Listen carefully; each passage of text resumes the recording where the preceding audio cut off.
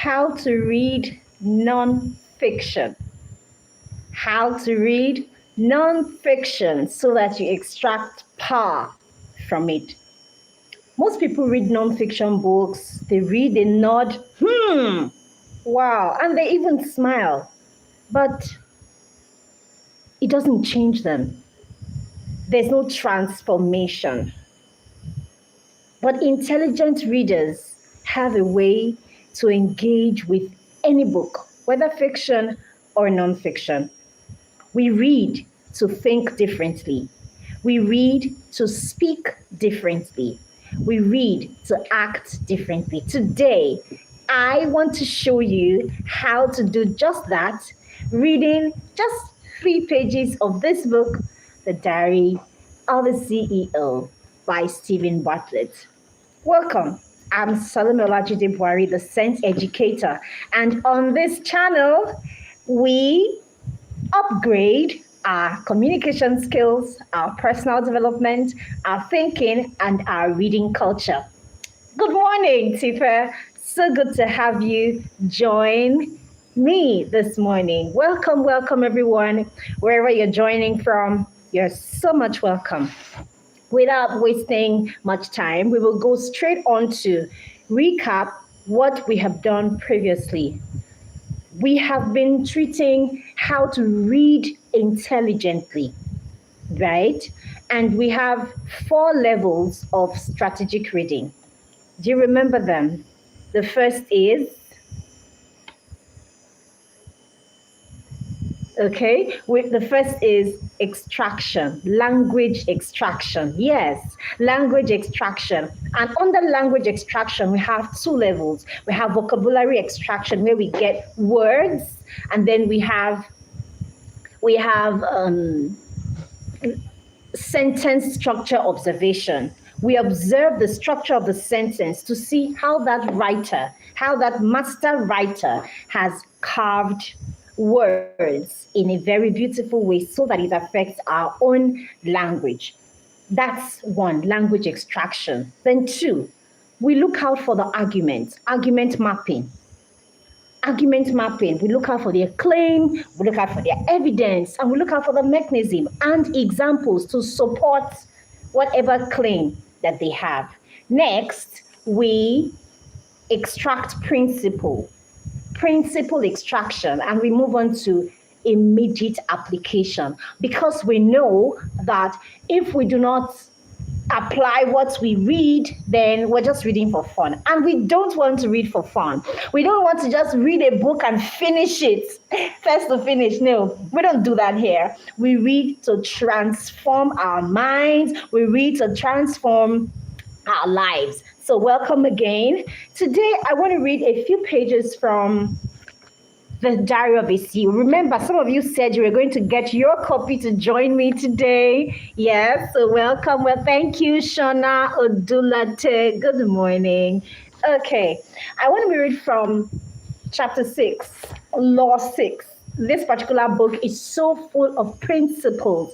That's what self-help books do for us. Self-help, part of non-fiction books, a segment of non-fiction books. That's what they do for us. When we want to upgrade, when we think personal development, we think self-help books. And you can get self-help books on just any area of your life. Perhaps you want to grow your finances, you want to grow in your thinking, you want to grow in the way you relate with people, you want to grow in time management, whatever it is that would help you get better as a person, you would have a book on it, right? And today we want to look at Diary of a CEO. I'm going to read from page 59, okay? And what we are doing together is we're going through the levels. The first level is language extraction. So the first of that is vocabulary extraction. I will read these pages, 3 pages, okay? I'll read them. Your job is to pick words that are peculiar, words that you like. Any word you hear me say that you like, you type it in the chat, right? That's what we agreed to do. Type it in the chat. If there is a particular phrase, a sentence, or just two words together, type it in the chat so that it sticks, and then I see what's actually dominant in your mind as I read. Are we ready? And before we go, share this link. Share it with your friends, share it with your family members, share it with your classmates. Tell them the Scent Educator is live. If you want them to think better, you want them to grow in a tangible, measurable way, please tell them to come and join us. All right? Will you recycle? This particular chapter talks about asking better questions. Okay? It says ask, don't tell. The question behavior effect. Ask, don't tell. The question behavior effect. That's the particular chapter we're looking at. So I'll read a few pages. Listen, extract your words, and I'll tell you the ones that I extracted, and we move on from there. Will you recycle? It's under the power of the question behavior effect. Astonishingly, researchers found that turning a statement into a question could influence a person's behavior for up to 6 months. The question behavior effect is even more powerful with questions that can only be answered with either yes or no. The question behavior effect is at its strongest when questions are used to encourage behavior that fits the receiver's personal and social ambitions. When answering yes to the question would bring them closer to who they want to be. Starting the question with will, W-I-L-L, will, implies ownership and action, and causes the question behavior effect to be even stronger than starting your question with a word like can or could, which imply the question is about ability rather than action, and it's action we want, right? It's also stronger that starting your question with would, which is conditional and implies possibility more than probability. Using cognitive dissonance in your favor. Cognitive dissonance in your favor. In Law 5, I explained how harmful the phenomenon of cognitive dissonance can be. I'm now going to tell you how helpful it can be. Cognitive dissonance describes the mental discomfort you experience when the best you, the person you really want to be, doesn't match up with the person you currently are. Let's say you aspire to be an expert in Tai Chi, and a friend asks whether you practice Tai Chi daily. Answering no would create cognitive dissonance because it would highlight a disconcerting mismatch between who you want to be and who you actually are. To remove that mismatch, you're likely to answer yes. And once you've done that, your aspiration is more likely to become a reality because the question has reminded you of not only who you want to be, but the path to becoming that person. And you've set an intention to walk that path, all in the form of one small but powerful question. The reason this works even more effectively when answering a yes or no question is because these binary choices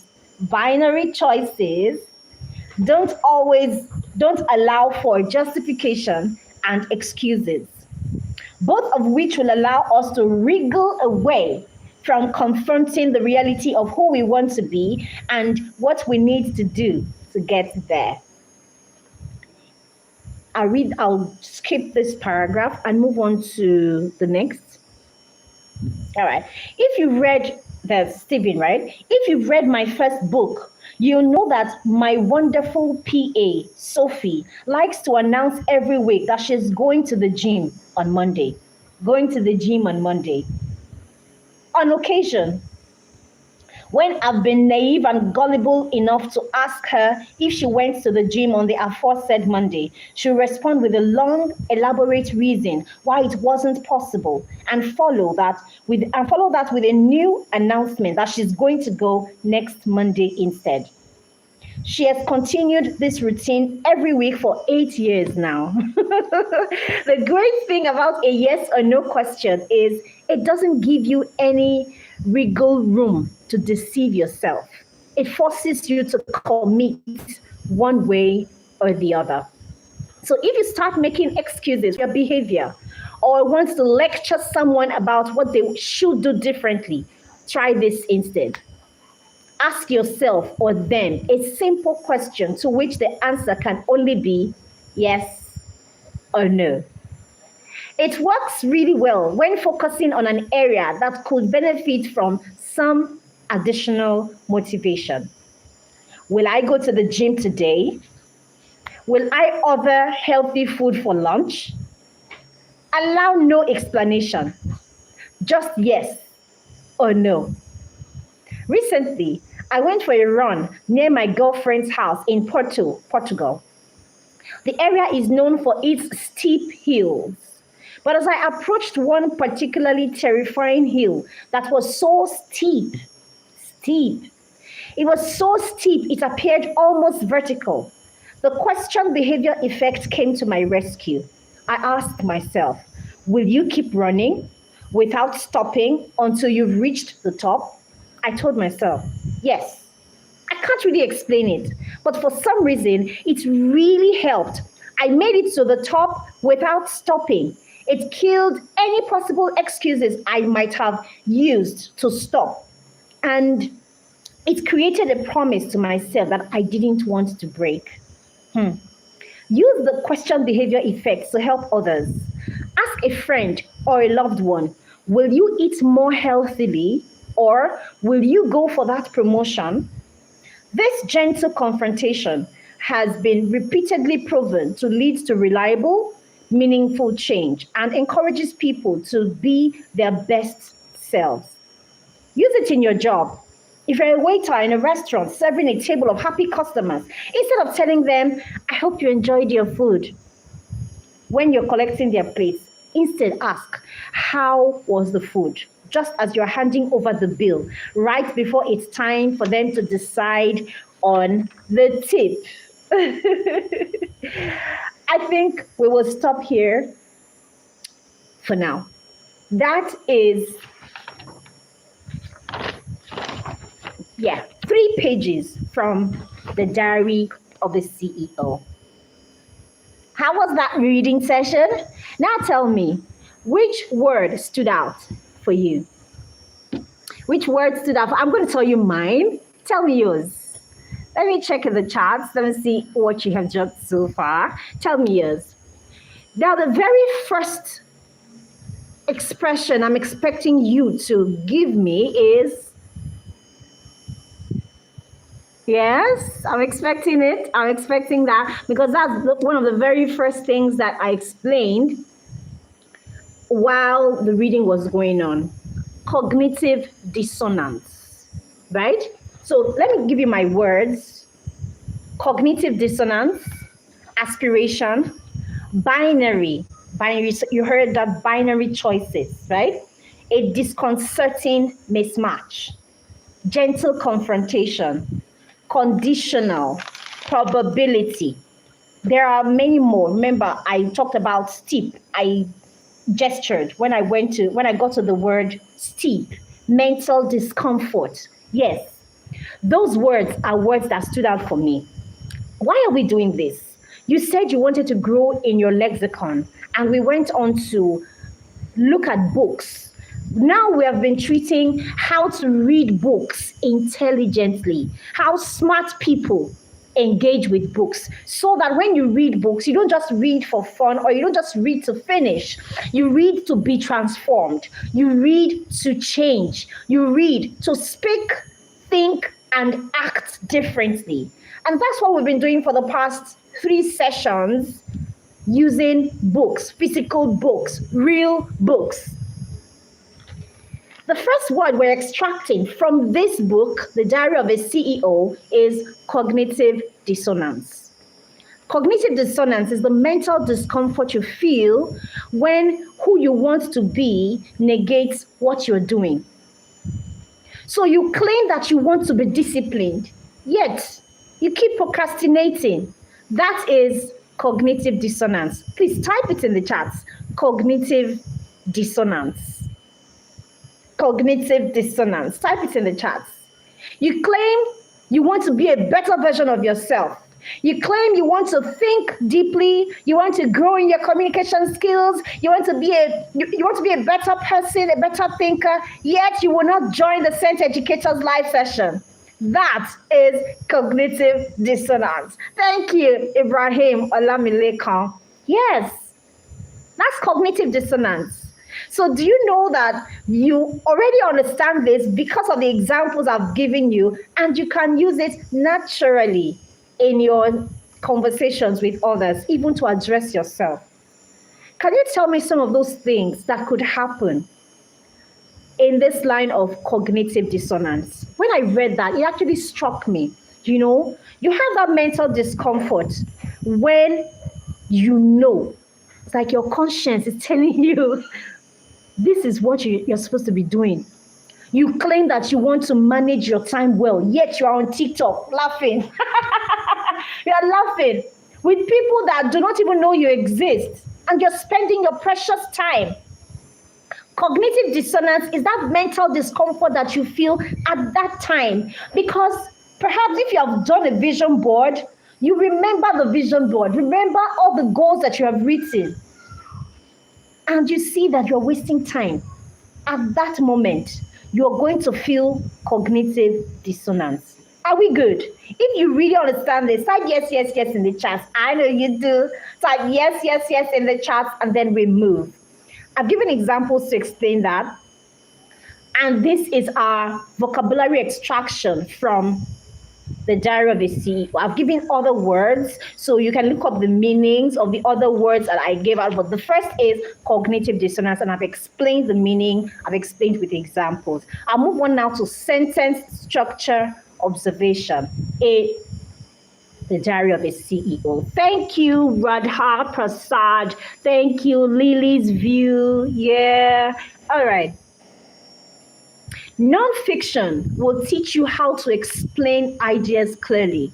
We are on to sentence structure observation in this book. Nonfiction will teach you how to explain ideas clearly. For example, starting the question with will. This is a sentence from the book. Starting the question with will implies ownership and action. That's a beautiful sentence, right? It started with a condition, starting with will, and then it ends with implies ownership and action. That is results, from condition to result in one sentence. In one sentence, you have that. It's a very beautiful way that communicators use to be precise, to give whatever it is they want to say accurately. We need to learn precision, okay? We need to use words. We need to know how to marshal words to say exactly what we want to say in the simplest and shortest possible way. If you do SATs or IELTS, those are some of the skills that you'll be tested on when you are attempting those questions. Precision, right? And that's what we have found here. Now, this explains condition and effect in one sentence. Very precise. This sentence, you should ask better questions. That's a very good sentence, but it's very weak if you compare it to when you ask will you questions, you create a sense of commitment and action. Can you compare the two sentences? The first sentence is you should ask better questions. The second sentence is when you ask will you questions, you create a sense of commitment and action. Two sentences, one is weaker and one is very powerful, very assertive, very strong. So go for stronger sentences. Now let's move on to level 2, argument mapping. Hello, Melengapool. Thank you for joining us. All right. Argument mapping. What is the main argument of the section of that book you're reading? If you're reading any non-fiction book, you should always ask yourselves, what is the argument? What is the claim of this author on that particular page? Right? So if you have a sentence like this from this book, right? From this book, we have questions change behavior more effectively than statements. That's the author's argument, right? That's the author's argument. Aminat, yes, welcome. That is the author's argument that questions change behavior more effectively than statements. Let's break this down. What's the claim? He said questions influence behavior. You can't just tell me that questions influence behavior without backing up your claim with evidence, with mechanism, or with examples. Let's see how he did it. He gave us evidence, right? He said research shows that it lasts up to 6 months. That is evidence to back up the claim that questions influence behavior. He also gave us the mechanism, the cognitive dissonance I read before, plus identity alignment. And he went on to give us an example. Do you remember the example of his girlfriend? What's the name? Sophie, right? That said she likes the gym, or she would go to the gym, but she actually never went to the gym. That's an example to buttress the point that he made with cognitive dissonance. Good, right? Anytime you read nonfiction, look out for what is the author trying to prove? How are they proving it? How are they proving it? Did they give evidence? Then look out for the examples they use to support it. What example? Is there a story? Is there an illustration? Is there a drawing? There should be something to back up the claim, the evidence and the claim, right? Now we're moving on to level 3. The level 3 of strategic reading, using Diary of a CEO as an example, as a practical example, is principle extraction.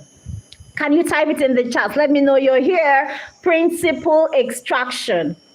Principle extraction. We have said that a principle is a lesson, a value anchor that rules your life, right? That helps you make good decisions. The principles I got here from the pages I read are: 1, questions are more powerful than instructions. Yes, thank you, Motunrayo Phillips. Thank you. Principle extraction. The first principle I got is questions are more powerful than instructions. So if you want to instruct someone, you want to tell somebody to do something, you can say it, but don't just stop at saying it. Ask a question so that you can get commitment. That's the principle I got from this page. Principle 2, identity drives behavior.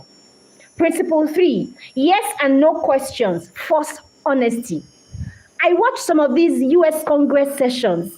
Sometimes the person on the hot seat is almost crying because they want to explain something else. They don't want to say yes and they don't want to say no. But the stringent condition, yes or no, it forces you to be honest. If you cannot say yes and you cannot say no, then they assume that something is wrong. And you want to explain, no, it's not really like that. What? No, tell us, yes or no. Have you watched those sessions? Have you watched those sessions? How do you feel sometimes when you do? Yeah, so think about that as an example, my own example to buttress this point. Yes or no questions, force honesty. Principle 4, will, W-I-L-L, will creates commitment. Okay? Instead of read your book, what should my question be? Will you read for 20 minutes today? Read your book. Okay, ma'am, I'll read. No. Will you read for 20 minutes? That forces you to commit. That's a principle I learned from this book. So instead of, before I go to my next question, can I ask you, tell me, give me a statement and turn it into a question. Okay? Give me a statement and turn it into a question. Mine, if I say, be serious with your studies, that's a statement. But I can turn it to, will you focus fully on your studies for the next 1 hour? Right? That is a question from a statement. Will you focus? Will you? Will you focus? This is a very powerful method for parents, right? As parents, this is a very powerful tool. As students interacting with your friends, this is a very powerful tool. As professionals going in your field, this is a very powerful tool. The way you ask a question can change a person's behavior. Full stop. The way you ask a question can change a person's behavior. That is a principle that we learn. Now, let's see how to apply it, because that's level 4, right? Welcome to level 4. Level 4 is immediate application, right? Immediate application. Now, let's apply this. I want you to ask yourself, because we're reading to be transformed. We don't just read to finish. Yes, I think it's a very powerful tool. I think I'll use it more. Great. Thank you so much for the feedback. We should use it more. We should ask questions. We shouldn't just tell, but we should ask. Let's ask ourselves right now, will you become more intentional with how you read? Reading transforms. And the way you read tells more than what you even read. What you read is important, but how you read it, it gives you power. It makes you extract transformation oil. Let me put it that way, right? All right, so let me ask you, because we want to apply it in our lives. Remember, we said that if we learn and we do not apply it, then we might have well say that we have wasted our time, right? But we're not time wasters. We are reading to be transformed. Students, will you study for 1 hour today? Professionals, will you improve how you communicate this week? Parents, will you speak more intentionally to your children using questions today? I want you to type one will you question that you will start using. Yes, Aminat, thank you for that. Thank you for the feedback. This is called gentle confrontation. Can you type that in the chat? Gentle confrontation. Gentle confrontation. You are not forcing people. You are helping them confront who they want to be. Good leaders know this principle, and good leaders use it well. So sometimes when you meet someone and you really like you like the effect that they produce in you, it's because they know all these skills. And how do they get these skills? Because they're exposed to reading good books. So imagine that you have read different books, different good books like this, and you have extracted different principles and you're applying them. Oh my, you're going to be one person of a kind. You're going to be someone that people would want to run to when they have issues. They're going to come to you to seek wisdom because you're exposed to reading. In this time and age, we have a lot of flaky people. Very flaky. Very flaky. You're all for show. You want to have everything on the surface level. You want to have this mirage of shining. Meanwhile, there's nothing inside of you. Books can help you dissolve that. Okay? Sometimes it's an environment factor. But books can help you because books can make you travel the world. Books can make you have intimate one-on-one sessions with wise, exposed people. And then you can change your own life, reading strategically and then applying it immediately. Good?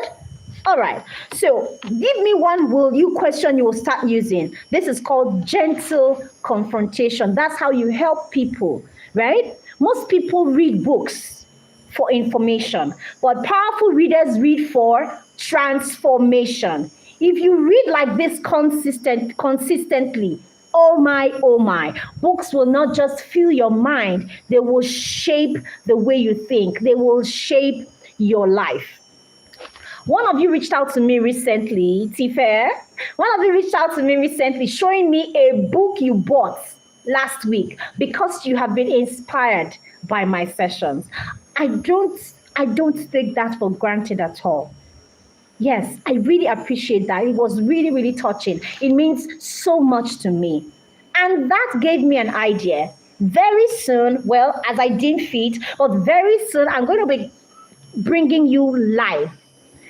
If you have a book that you have read or that you are reading, tell me about it. Send me a message, senteducator@gmail.com. Let me know that you are reading this book, you are enjoying it, and you want to come live with me to share exactly how the book is changing your life. I'm going to ask you questions about your process. That is, give me some words that you have extracted from the book. Give me some sentences that you observed. Give me some principles.